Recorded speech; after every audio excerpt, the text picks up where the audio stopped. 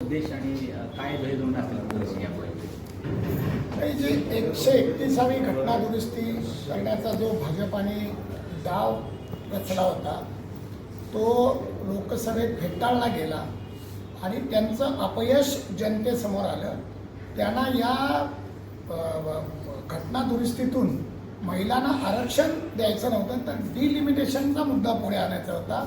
लोकसभेत त्यांचा जो दारुण पराभव झाला तो 405चा जो नारा होता तो पुरा झाला नाही म्हणून त्यांना आता डिलिमिटेशनमधून खासदार वाढवायचे आहेत आणि म्हणून त्यांनी महिला आरक्षणाचा मुद्दा पुढे केला. खरं तर त्यांचं हे खोटारडेपणा होता.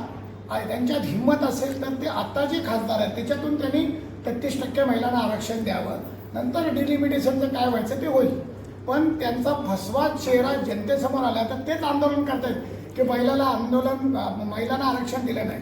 मग 2023 साली त्यांनी काय केलं त्यावेळी सुद्धा या लोकांनी ट्विट केलं. देवेंद्र फडणवीसांनी स्वतः ट्विट केलं होतं किंवा सगळ्यांनी ट्विट केलं. त्यावेळी गुलाल उधळले, ढोलताशे वाजवले, महिलांना आरक्षण दिलं.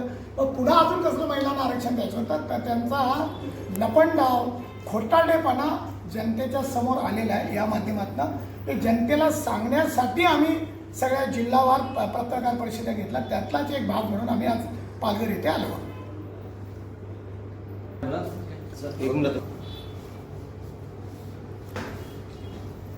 आमच्या